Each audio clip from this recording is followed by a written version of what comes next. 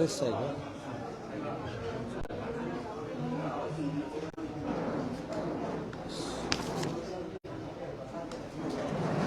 सांगा आपलं झालं ते. आपल्या सगळ्यांचं पत्रकार परिषदेमध्ये मी मनापासून स्वागत करतो आणि 2-3 महत्त्वाच्या मुद्द्यांसाठी ही पत्रकार परिषद आयोजित केली. एक महत्त्वाची बाब म्हणजे काल वर्षा बंगल्यावर माननीय मुख्यमंत्री आणि शिवसेनेचे मुख्य नेते आदरणीय एकनाथ शिंदे साहेबांच्या अध्यक्षतेखाली जी बैठक झाली त्या संदर्भातल्या काही गोष्टी आपल्याशी चर्चा करायच्या होत्या. आणि दुसरा महत्त्वाचा जो एक महत्त्वाची बाब आहे ती म्हणजे काही गोष्टी न घडता त्या आपल्यापर्यंत कशा पोहोचतायत हा एक संभ्रम आमच्या समोर देखील आहे आणि त्याचे काही खुलासे मला या पत्रकार परिषदेतून करायचे आहेत. त्यातला सगळ्यात महत्त्वाचा खुलासा म्हणजे गेले 2 दिवस माननीय मुख्यमंत्री एकनाथजी शिंदे हे कालच्या बैठकीमध्ये राजीनामा देणार होते अशा पद्धतीची एक निगेटिव्ह बातमी आपल्यापर्यंत देण्याचा काही लोकांनी पराक्रम केला. आपल्याला हे देखील माहिती आहे की आम्ही राजीनामे घेणारे आहोत. 12 महिन्यापूर्वी कशा पद्धतीनं राजीनामा दिला जातो हे एकनाथ शिंदे साहेबांनी उठाव करून दाखवून दिलेला आहे. एकनाथ शिंदे साहेबांचं नेतृत्व हे संयमी आहे, सगळ्यांना बरोबर घेऊन जाणारं आहे. त्याच्यामुळं काही लोकांना त्यांच्यावर काही बोललं तरी चालतं अशा पद्धतीची एक यंत्रणा तयार करण्यामध्ये आम्ही यशस्वी होऊ अशा पद्धतीचे काही मनसुबे कदाचित त्यांचे असतील. परंतु कालच्या बैठकीचा आम्ही पुन्हा एकदा उल्लेख करतो की कालची जी बैठक झाली याच्यामध्ये सगळे आमदार, खासदार, शिवसेना नेते यांनी पुन्हा एकदा क्लिअर सांगितलेलं आहे की आमचे नेते, मुख्य नेते एकनाथ शिंदे साहेबांवर आमचा पूर्ण विश्वास आहे. एकनाथ शिंदे साहेबांच्या पुढाकारानं ज्या काही गोष्टी आपल्याला घडलेल्या दिसत आहेत त्याच्यामध्ये एकनाथ शिंदे साहेबांचा देखील पुढाकार होता. 2 पक्षाबरोबर 3रा पक्ष आल्यानंतर स्वतः उपमुख्यमंत्री अजितदादांनी स्पष्ट सांगितलेलं आहे की ज्या पद्धतीनं एकनाथजी शिंदे आणि देवेंद्रजी विकास कामं करतायत या विकासाला आमच्या लोकांना देखील गती मिळाली पाहिजे, आमच्या लोकांच्या मतदारसंघामध्ये देखील कामं झाली पाहिजेत. आणि नरेंद्र मोदी साहेबांनी देशामध्ये केलेली विकासाची जी कामं आहेत ही पुढे नेण्यासाठी आणि त्यांची ताकद वाढवण्यासाठी आम्ही 3रा पक्ष म्हणून महायुतीमध्ये सामील झालेलो आहोत याचं स्पष्ट क्लेरिफिकेशन हे स्वतः अजितदादांनी दिलेलं आहे. परवा नागपूरवरनं ज्यावेळी एकनाथ शिंदे साहेब मुंबईमध्ये आले तेव्हा पुन्हा कोणातरी डोक्यातनं एक सुपीक कल्पना निघाली की 2 आमदारांमध्ये बाचाबाची झाल्यामुळं नागपूरवरनं शिंदे साहेब इथं आले. कालच्या बैठकीनंतर आज कोणीतरी असं सांगितलं की रामदासबाईंनी काल असं भाषण केलं की राष्ट्रवादी बरोबर जायचं नाही. म्हणून मला एक आश्चर्य वाटतं की ज्या गोष्टी घडलेल्याच नाहीत त्या घडलेल्या आहेत असं सिद्ध करण्याचा जर काही लोक प्रयत्न करत असतील तर ते फार चुकीचं आहे. एकनाथ शिंदे साहेबांच्या नेतृत्वाखाली काम करणारे 40 शिवसेनेचे आमदार आणि 10 अपक्ष आमदार हे देखील 2-2दा 3-3दा निवडून आलेले आहेत. ते देखील राजकारणामध्ये सेट झालेले आमदार आहेत. त्याच्यामुळे मला असं वाटतं की अशा पद्धतीनं एखाद्याबद्दल निगेटिव्हिटी क्रिएट करून त्याची प्रतिमा डागाळेल असं जर कोणाला वाटत असेल तर ती घोड चूक आहे आणि फार मोठा गैरसमज आहे. या सगळ्या घडामोडी झाल्यानंतर मी पहिल्याच दिवशी सांगितलं शपथविधीच्या दिवशी की गद्दार आणि खोके या शब्दातनं आमची मुक्ती झालेली आहे. कारण जो एपिसोड 12 महिने अगोदर घडलेला होता जो शिवसेनेमध्ये होता त्याची कारणं कदाचित वेगळी असतील. वंदनीय बाळासाहेबांचा विचार पुढे नेण्यासाठी शिंदे साहेबांनी उठाव केला असेल, पण त्याच्यानंतर पुन्हा एकदा महाराष्ट्रानं अजून एक उठाव बघितला अजितदादाच्या निमित्तानं. आणि मला असं वाटतं की काही मंडळी खोके, गद्दार ह्या ज्या काही गोष्टी पूर्वी करत होते त्याला पूर्णविराम मिळाला.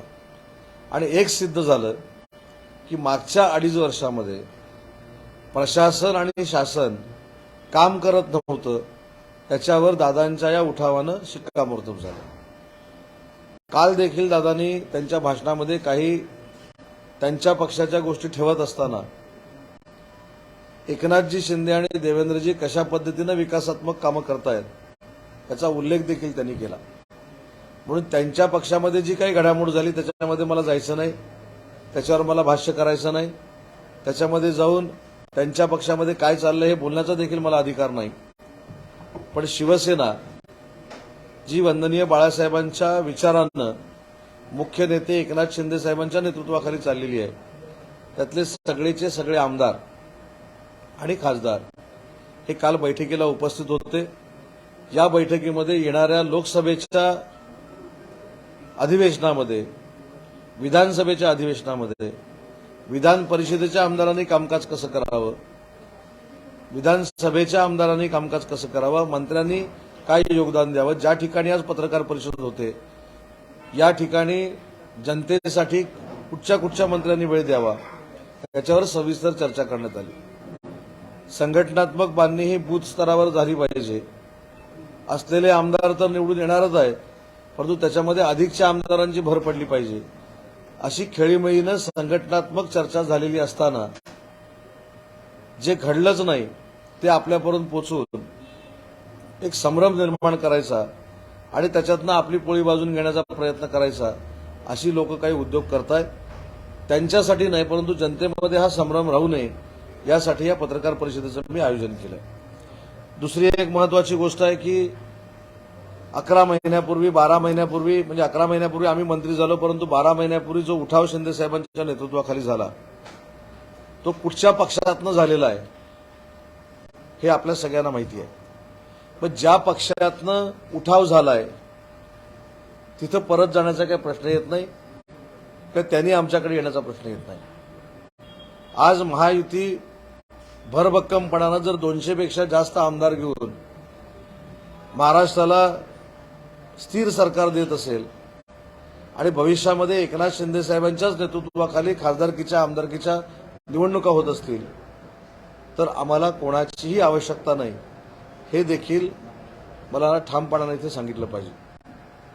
आता काही लोक ज्या पद्धतीनं राजकारण करत होते, ज्या पद्धतीनं राजकारणाला एक वळण देत होते की राजकारण करत असताना फक्त वैयक्तिक बदनामी करायची, टीका करायची, शिवीगाळ करायची, अनेक कार्यक्रम आपण बघितले. त्या कार्यक्रमातनं एकमेव कार्यक्रम एकनाथजी शिंदे यांची बदनामी, त्यांच्यावर वैयक्तिक पातळीवर टीका, आम्ही 40 आमदार गेलोय त्यांच्यावर वैयक्तिक टीका, अपक्ष आमदार आहेत त्यांच्यावर वैयक्तिक टीका आणि तारीख डिक्लेअर करायची की 2 महिन्यांना आता सरकार पडणार आहे, 3 महिन्यांना सरकार पडणार आहे, 4 महिन्यांना सरकार पडणार. ते काही सरकार पडलं नाही. अजितदादा महायुतीतले घटक म्हणून राष्ट्रवादी काँग्रेस पक्ष घेऊन महायुतीमध्ये सामील झालेले आहेत. आता ते सामील झाल्यानंतर ते मुख्यमंत्री होणार, शिंदेसाहेब राजीनामा देणार. हे जे कोण पिकवतंय किंवा हे जे काही घडवतंय त्यांचे मनसुबे कधीही यशस्वी होणार नाहीत. आम्हाला आमच्या महायुतीवर ठाम विश्वास आहे आणि मला असं वाटतं की भाजपचे महाराष्ट्राचे सर्वेसर्वा भाजपचे नेते आदरणीय देवेंद्रजी फडणवीस यांनी देखील अनेक वेळा सांगितलंय की महाराष्ट्र राज्याचे मुख्यमंत्री एकनाथजी शिंदे साहेबांच्याच नेतृत्वाखाली निवडणुका होतील. काल भाजपचे प्रदेशाध्यक्ष बावनकुळेंनी देखील सांगितलेलं आहे की एकनाथ शिंदे साहेबांच्या मुख्यमंत्री पदाला धोका असल्याचं काही लोक विरोधक निगेटिव्हिटी क्रिएट करण्याचा जो प्रयत्न करतात त्याच्यामध्ये काही तथ्य नाही.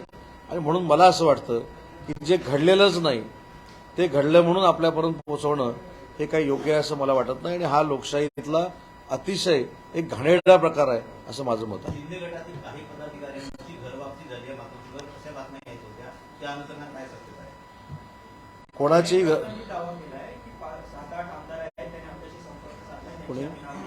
कोणी तिकडे 13 असलेल्या 6 आमदारांनी देखील आमच्याबरोबर संपर्क साधलेला आहे. कालच माझ्याशी त्यातले 3-4 लोक बोलले. येत्या 2-3 दिवसामध्ये मला ते फक्त त्यांनी मुंबईमध्ये भेटूया नको म्हणून सांगितलं, अन्य राज्यामध्ये किंवा जिल्ह्यामध्ये भेटूया म्हणून सांगितलेलं आहे. त्याच्यामुळे खरा आकडा तो आमच्या संदर्भातला आहे. 13तल्या 6 लोकांनी माझ्याशी चर्चा केलेली आहे.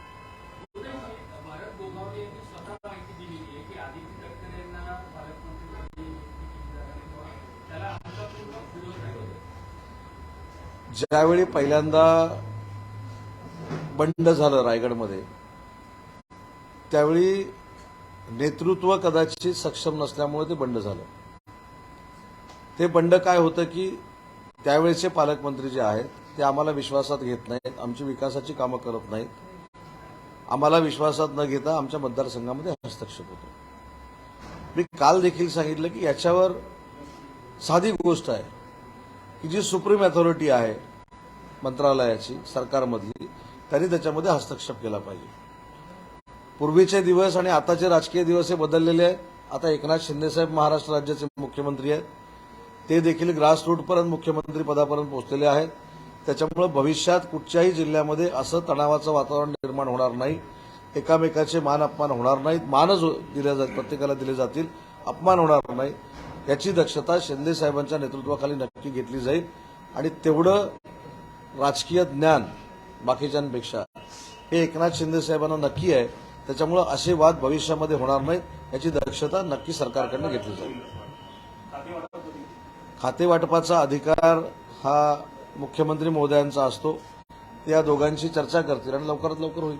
अजितदादा म्हणाले की आम्ही 90 जागा लढणार आहे, 288 पैकी 90 जागा लढणार आहे, या निशाण्याकडे कसं पाहता? प्रत्येकाचा पक्ष वाढवत असताना मी जादा जागा लढवणार आहे, माझे आमदार इतके निवडून येणार आहेत, हा लोकशाहीतला एक भाग आहे. मी आता पत्रकार परिषदेमध्ये जर सांगितलं की आम्ही 175 जागा लढणार आहोत, तर त्याच्यामध्ये काही लॉजिक आहे असं मला वाटत नाही. मी त्यांच्या वक्तव्यावर बोलत नाहीये, परंतु याच्यामध्ये तिन्ही नेते, मी अनेक दिवस सांगतो की राजकारणामध्ये अनेक दिवस ग्रासरूटला त्यांनी काम केलेलं आहे. प्रत्येक मतदारसंघाची तिन्ही नेत्यांना जाण आहे. त्याच्यामुळे ज्या ठिकाणी निवडून येणारी व्यक्ती आहे त्याला प्राधान्य देऊन मग तुमचा आहे की आमचा आहे याच्यापेक्षा जे 50 आमचे आहेत ते तर क्लिअर आहेत, त्यांच्यासोबत जे आलेले आहेत ते क्लिअर आहेत, भाजपबरोबर आलेले असतील ते क्लिअर होतील असं माझं राजकीय ज्ञान. आणि उरलेल्या याच्यामध्ये तिन्ही नेते बसून चांगल्या पद्धतीने निर्णय घेतील. साहेब, तुम्ही म्हणताय नाराजी नाही, पण तुमच्याच आमदारांनी विशेषतः संजय शिरसाट आणि भरत गोगावले यांनी भाकरीचा विषय काढला, भाकरी विभागलेली हा विषय काढला, संजय शिरसाट यांनी नाराज आहे असे वक्तव्य केलं. तुम्ही असं कसं म्हणताय की हे पेरलं जातं? मी काय पेरलं जाते म्हटलं? मी असं म्हटलं की मुख्यमंत्र्यांचा राजीनामा दिला जाणार आहे हे पेरलं जात आहे, हे पसरवलं जात आहे, हे निगेटिव्हिटी क्रिएट केली जाते नाहक असं मी म्हटलं. भाकरीचा जो विषय आहे त्याच्यामध्ये स्वाभाविक आहे, त्यांनी भाकरीचं उदाहरण दिलं. एक भाकरी जी मिळणार होती त्यातली अर्धी भाकरी मिळणार आहे, याचा अर्थ जेवताना भाकरीमध्ये वाटेकरी निर्माण झालेले आहेत. याच्या पलीकडे भरत शेडगोगावले काय बोलले नाहीत. आणि दुसरी महत्वाची गोष्ट, संजय शिरसाट नाराज नाही, त्यांनी एक लोकप्रतिनिधी म्हणून भूमिका मांडली की 166 लोक असताना जे आता 40 लोक आलेले त्या बहुमताचा आकडा असताना हे आवश्यक होतं का? त्याच्यामुळे नाराजी कुठेही नाही, ते प्रवक्ते आहेत. आणि भरत शेठ सारखा एक समजूतदार मुख्य प्रतोद हे आमच्या सोबत आहे, ते आमचं भाग्य आहे. त्याच्यामुळे त्यांनी भाकरीचा जो मुद्दा काढला तो शेवटी एखादी सत्ता एक म्हणजे वन साइड जर आपल्याकडे असेल, वाटेकरी कोण नसतील तर मंत्रिपदं वाटली जात नाहीत. पण दोघांमध्ये तिसरा वाटेकरी आल्यानंतर 1-2 मंत्रिपदं इकडे तिकडे होऊ शकतात. त्याच्यामध्ये ते असं म्हणाले की भाकरी जी मी पूर्ण खाणार होतो ती अर्धी खाणार आहे. गरज काय होती? अजित पवार यांना पण बरोबर घेतलेलं आहे. तर मग शिंदे साहेबांच्या जर पेसवर आणि नेतृत्वावर लोकसभा आणि विधानसभा लढवायची असेल तर तरी सुद्धा या तिसऱ्या फॅक्टरची गरज काय होती जेव्हा बहुमत ऑलरेडी होतं? तर एक लक्षात घ्या की एखादी महाविकास आघाडी किंवा महायुती दोन्हीकडनं विचार करा की मगाशी जसं म्हटलं की इकडचे काही तिकडे संपर्कात आहेत. एखादा संच जर तिकडे जायला निघाला तर ते काय म्हणणार आमच्याकडे नको? तसं आम्ही 166 असताना एखादा समूह जर आम्हाला सांगतोय की आम्ही तुमच्या सोबत येऊन तुमची ताकद वाढवणार आहोत, तुमच्या सोबत येऊन आम्ही 45 खासदारांपर्यंत तुम्हाला नेणार आहोत, तर मला असं वाटतं की स्वागत करायला काय हरकत आहे. आणि एक मिनिट, आणि महत्वाची गोष्ट की स्वतः अजितदादांचं काल जर भाषण आपण ऐकलं असेल, आपण ऐकलंच असणार आहे आणि तुमच्याच माध्यमातून आम्ही बघितलंय, त्याच्यामध्ये ते स्पष्ट असं म्हणाले की माननीय पंतप्रधान एकनाथ शिंदे साहेबांचा जो वेग आहे विकास कामाचा आणि 9 वर्षापूर्वी कशा पद्धतीने निवडून आले स्वतःच्या कर्तृत्वावर, नंतर 5 वर्षानं कशाच्या कर्तृत्वावर निवडून आले, त्यांनी स्पष्ट केलंय. याचा अर्थ आम्ही जे केंद्रातलं नेतृत्व मानतो अलायन्समध्ये नरेंद्र मोदी साहेब, त्यांचंच नेतृत्व अजितदादांनी स्वीकारलेलं आहे. त्यामुळे मला असं वाटतं की अजितदादा राष्ट्रवादी काँग्रेस पक्ष घेऊन महायुतीमध्ये जर येणार असतील तर स्वाभाविक महायुतीची ताकद वाढणार आहे आणि म्हणून आम्ही त्यांना सामावून घेतलं. पक्ष आमदार आहेत ते असं म्हणतात की या संदर्भात मुख्यमंत्री एकनाथ शिंदे यांनी विचार मंथन केलं पाहिजे होतं, आमच्याशी चर्चा केली पाहिजे होती. परंतु तसं न करता थेट आंदोलन झाल्यामुळे आमच्या मनात देखील ही खतखत आहे असं बच्चू नाही. स्वतः म्हणतात. नाही, ठीक आहे, बच्चूभाऊंशी मी देखील चर्चा करेन, स्वतः मुख्यमंत्री महोदय चर्चा करतील, पण काही गोष्टी अशा असतात की त्या गोष्टी सगळ्याच पत्रकार परिषदेमध्ये सांगायच्या नसतात किंवा सगळ्यांना सांगायच्या नसतात. काही भूमिका घेतल्यानंतर काल झाली ना बैठक, काल बैठकीमध्ये सगळ्या त्या गोष्टींची चर्चा झाली. स्वतः मुख्यमंत्री महोदय, उपमुख्यमंत्री महोदय हे बच्चूभाऊंशी बोलतील आणि ठीक आहे, ज्याच्यातनं जे काय राहिलं असेल ते पूर्ण करण्याचा प्रयत्न करू. चर्चा सुरू झालेली आहे की दोन ठाकरे बंधू एकत्र येण्याची. मनसेच्या नेत्यांनी राज ठाकरेंकडे असा प्रस्ताव दिला आहे की आपण उद्धव ठाकरेंना साथ दिली पाहिजे. आज काही गाठीभेटी आहेत त्या शिवसेनेच्या आणि मनसेच्या नेत्यांमध्ये होताना दिसतात. तर आपल्याला काय वाटतं? पण मला असं वाटतं की मला माहीत नाही, म्हणजे तुम्ही याच्यातली जास्त माहिती काढू शकता, पण आमचे जे काही राजकीय सोर्स आहेत, चर्चा होणं आणि प्रस्ताव जाणं आणि त्याच्यानंतर युती होणं हे फार मोठं काम असतं. त्याच्यामुळे काही लोकांनी आज सकाळी जाहीर केलेलं आहे की आमचे प्रस्ताव एकामेकाकडे गेलेले नाहीत, ही फक्त चर्चा असू शकते. आता याच्यातनं घडलं तर शेवटी त्या मनसेच्या पक्षप्रमुखांचा तो प्रश्न आहे आणि उद्धव बाळासाहेब ठाकरेंच्या पक्षाचा तो प्रश्न आहे. त्याच्यामुळे त्यांनी कोणाबरोबर जावं आणि कोणाबरोबर जाऊ नये त्याच्याबद्दल मला बोलण्याचा काही अधिकार नाही. शेवटी ही लोकशाही आहे. पुन्हा अजित पवार आहेत मुख्यमंत्री मंत्री. विनायक राऊत म्हणतात की आधी एकनाथ शिंदे जे होते ते ऑटो चालवायचे, आता ते टेम्पो चालवायचे. एखाद्याच्या व्यवसायावरनं टीका करणं म्हणजे राजकारण किती हीन दर्जाचं झालंय हे बघणं गरजेचं आहे. पण ठीक आहे, तेच कबूल करतायत की एक सर्वसामान्य माणूस महाराष्ट्र राज्याचा मुख्यमंत्री आहे म्हणून त्यांचं कौतुक केलं पाहिजे, अभिनंदन केलं पाहिजे. आणि एक तुमच्या लक्षात आलं असेल की अजितदादांनी, मी मगाशी ज्याचा उल्लेख केला की महाराष्ट्र राज्याचे मुख्यमंत्री हे संयम दाखवणारे आहेत, संवेदनशील आहेत.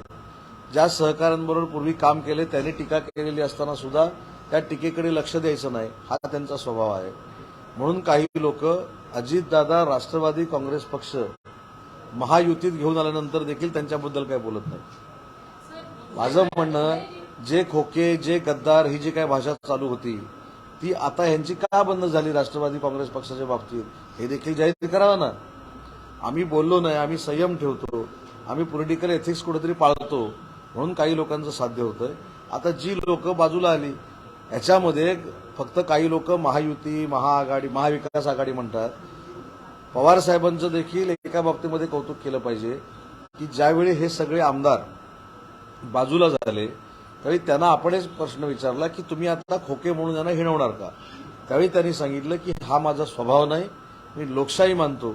मला असं वाटतं एवढं तरी घ्यावं काही लोकांनी. म्हणजे वाण नाही गुण लागला आपण म्हणतो, हा चांगला गुण तर घ्यावा. जे पवारसाहेब सांगतायत की लोकशाहीतनं जर एखादा मार्ग कोणी स्वीकारला असेल तर त्याला गद्दार आणि खोके म्हणून हिणवणं हे माझ्या स्वभावात नाही आणि लोकशाहीत नाही. एवढं तरी काही लोकांनी आदर्श घ्यावा. नाशिकमध्ये छगन भुजबळांचं पालकमंत्री करणार असं चाललेलं आहे, त्यामुळे दादा भुसे नाराज असते. आता खरी गंमत अशी आहे, दादा भुसे आणि मी रात्री जवळजवळ 1 ते 1:30 वाजेपर्यंत आम्ही एकत्र होतो. असं कुठेही नाराजी, ही नाराजी कशी तुमच्यापर्यंत पोचते आणि कोण पोचवतं कळत नाही. आता पहिलं जसं टॅलेंट सर्च करतात तसं आम्हाला हे सर्च करावं लागेल की हे कोण कोण आहेत. आमच्यामध्ये नाराजी आहे म्हणून तुम्हाला सांगणारे हे कोण कोण आहेत हे आता सर्च केलं पाहिजे. म्हणालेले आहेत की ते युतीमध्ये, म्हणजे आता जी महायुती झाली आहे त्याच्यामध्ये विधानसभेच्या 90 जागा लढणार आहेत. शिवसेनेचं असं काय लक्ष आहे, कारण आता भागीदार वाढले. नाही, मगाशी मी याचं उत्तर दिलं. थांबा ना, मुद्दा असा आहे की प्रत्येकाला प्रत्येकाच्या पार्टी मिटिंगमध्ये 90, 100, 150, 200 सीट आम्ही लढणार आहोत हे सांगण्याचा अधिकार आहे. परंतु त्याचं उत्तर देताना मी असं सांगितलं की एकनाथजी शिंदे साहेब, देवेंद्रजी आणि अजितदादा यांना पूर्ण महाराष्ट्राची भौगोलिक परिस्थिती माहिती आहे.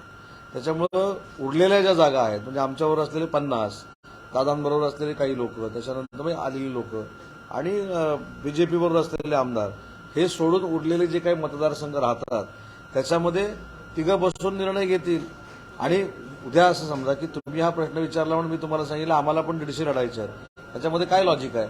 तर हे 3 नेते निर्णय घेतील. पावसाळी अधिवेशनापूर्वी शिवसेनेचे किती मंत्री शपथ घेणार आहेत? जास्तीत जास्त घेतील.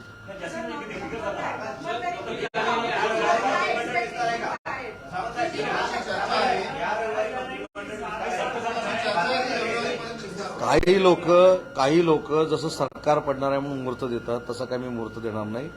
पण लवकरात लवकर आमच्या सहकार्यांना पण न्याय दिला पाहिजे ही एकनाथ शिंदे साहेबांची भूमिका आहे. आणि म्हणून येत्या काही कालावधीमध्ये या मंत्रिमंडळाचा विस्तार नक्की होईल.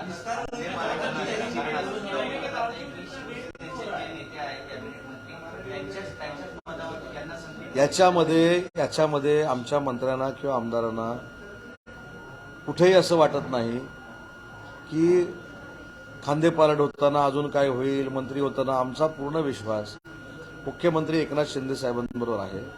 एकनाथ शिंदे साहेबांना जे योग्य वाटेल, जे पक्षाच्या दृष्टीनं ते करतील, त्याच्यावर आमच्या सगळ्या लोकांचा विश्वास आहे.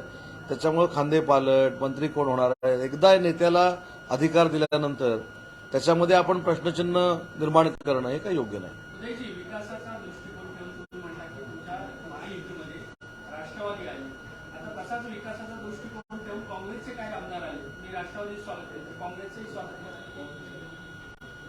नाही, येऊ देत तरी आधी.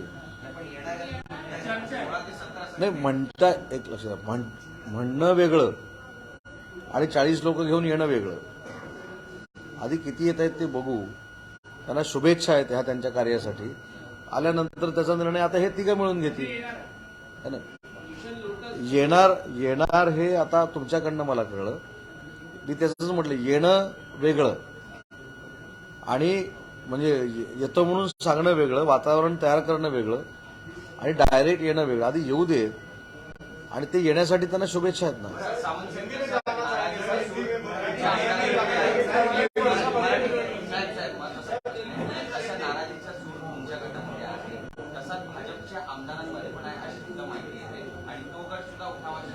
नाही, ही माहिती कुठनं येतेच तेच आम्हाला शोधायचं आहे आता.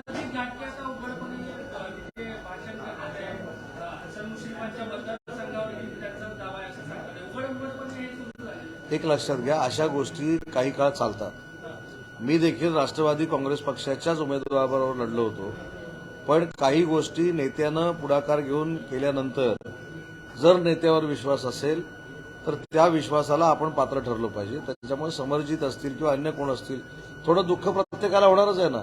पण त्याच्यातनं त्यांनी हे पण वाक्य सांगितलंय की माझे राजकीय गुरु हे देवेंद्रजी आहेत. ते फक्त आपण सांगायला विसरतो. त्यांनी आपल्या मनातली खदखद कदाचित बोलून दाखवली असेल, पण हे पण सांगितलं की माझे राजकीय गुरु हे देवेंद्रजी फडणवीस साहेब आहेत. त्याच्यामुळे त्यांनी जो निर्णय घेतलेला आहे आणि माझी जी काही भूमिका आहे त्यांच्याकडे मांडणे, हे पण त्यांनी सांगितलं.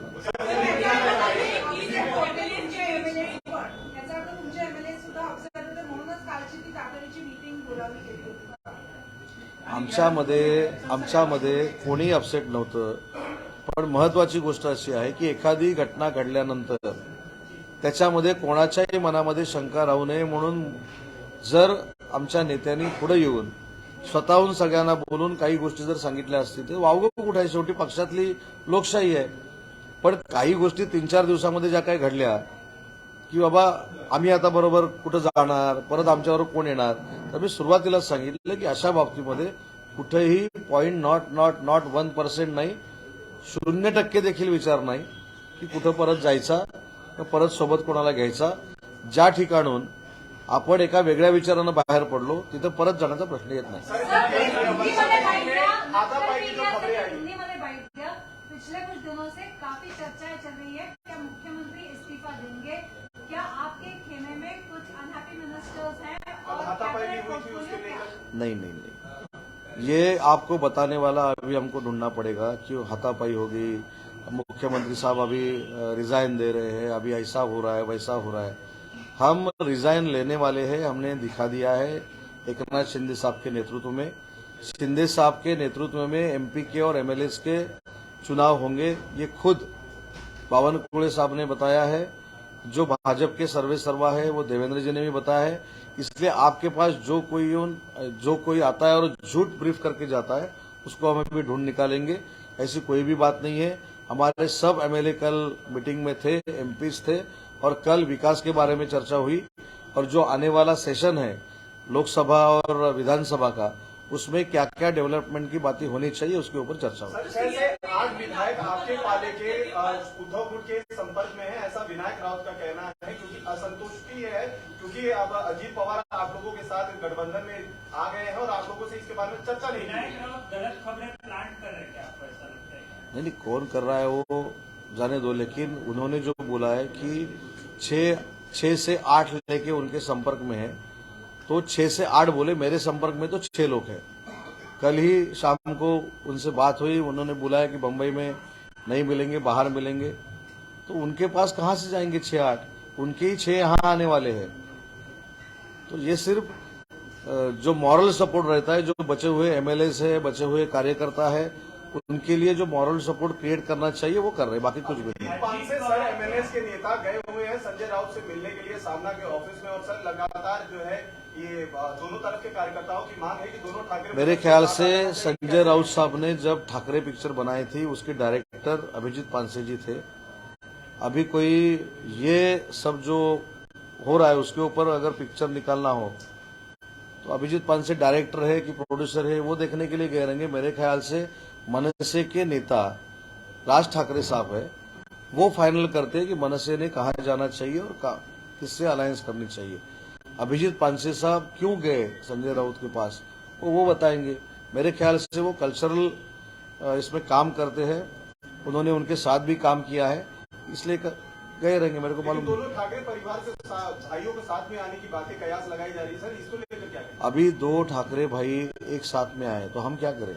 सावंत जी, मंत्रिमंडल का विस्तार होना है, क्या आप लोग की टीम एनसीपी के जो नए विधायक है उसके लिए कॉम्प्रोमाइज करने के लिए तैयार है? कॉम्प्रोमाइज यानी जब हमारी अलायंस है उसमें शिवसेना और भाजपा है, उसको बढ़ाने के लिए अजीत दादा अगर एनसीपी लेके आते हैं तो ठीक है ना। जो जिम्मेदार हमारे लीडर है एकनाथ जी शिंदे साहब है, देवेंद्र जी है और अजीत दादा है, वो बैठ के फाइनल करेंगे।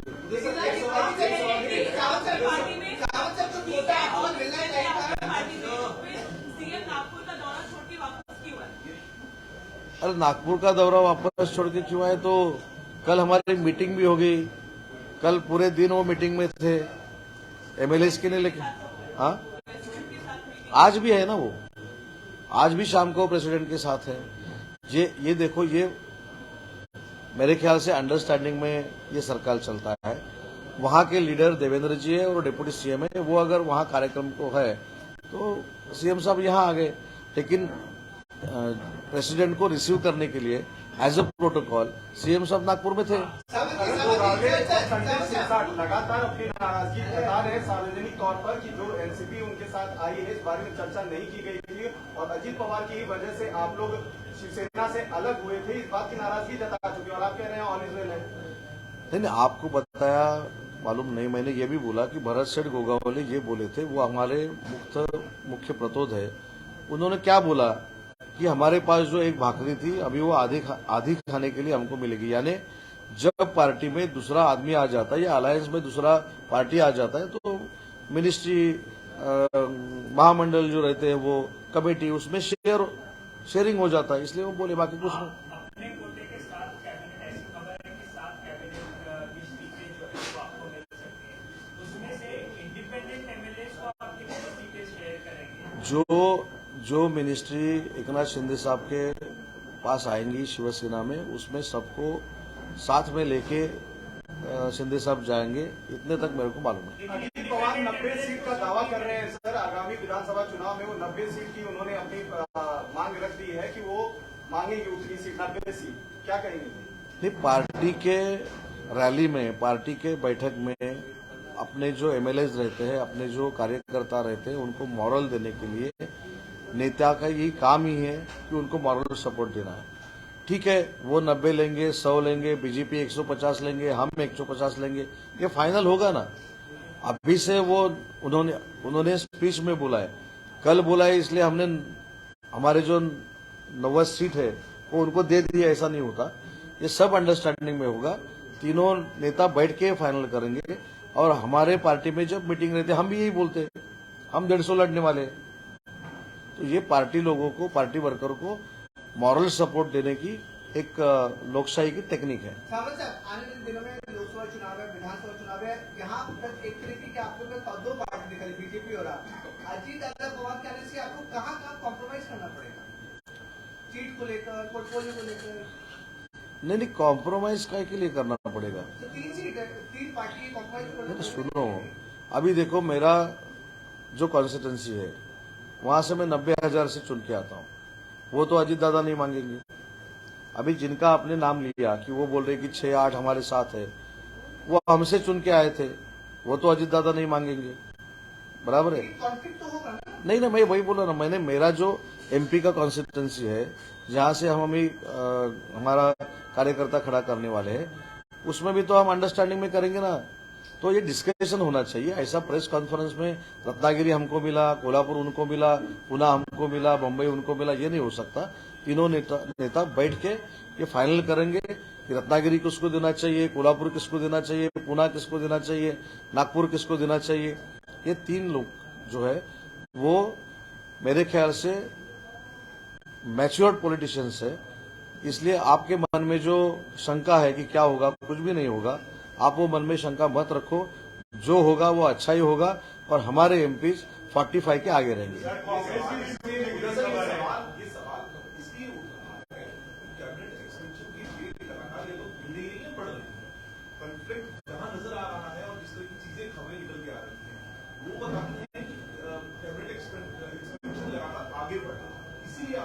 ये भी स्ट्रेटेजी रहेगी। अभी जल्द से जल्द कैबिनेट का एक्सपेंशन हो जाएगा, हमारे जो एमएलए इच्छुक है उनको भी मिल जाएगा, बीजेपी में जो इच्छुक है उनको भी मिल जाएगा। अजीत दादा पवार की जब एंट्री हुई थी तो क्या आप लोगों को इस पूरे मामले में बीजेपी ने लूप पे लिया था, क्या डिस्कशन हुआ था आप लोगों से?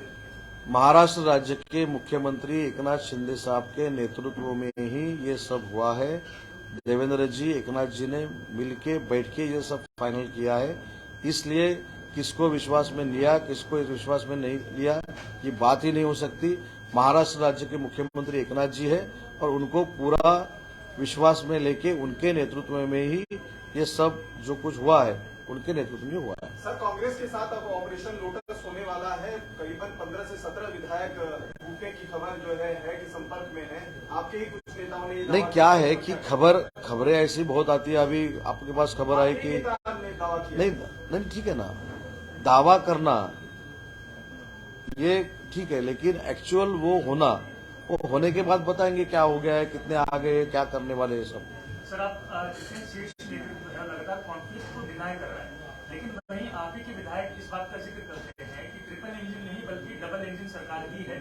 डबल इंजन के अलावा जो भी जो जुड़ रहा है वो एक महज डब्बे है, यानी कि बीजेपी और शिवसेना ही इंजन है जो सरकार आगे बढ़ाएगी, बाकी जो जुड़ते हैं उनसे सिर्फ ताकत बढ़ाएंगे। नहीं, ये हमारे एमएलए ने नहीं कहा, खुद अजीत दादा ने ही कहा है। मैं बोलता हूँ ना सर, मैं बोलता हूँ उसको, उसके ऊपर ये हमारे एमएलए ने नहीं बोला है, अजीत दादा ने भी बोला है कि महायुति जो चल रही थी एकनाथ शिंदे साहब और देवेंद्र जी के नेतृत्व में, वो विकास को गति देने वाली थी। नरेंद्र मोदी साहब ने देश में विकास को गति दी है और वो गति हमारे जो कॉन्स्टिट्यूंसी के एमएलए है उनके कॉन्स्टिट्यूंसी में होनी चाहिए। इसलिए हम गतिमान सरकार को ज्वाइन कर रहे हैं, ऐसा खुद अजीत दादा ने कहा है।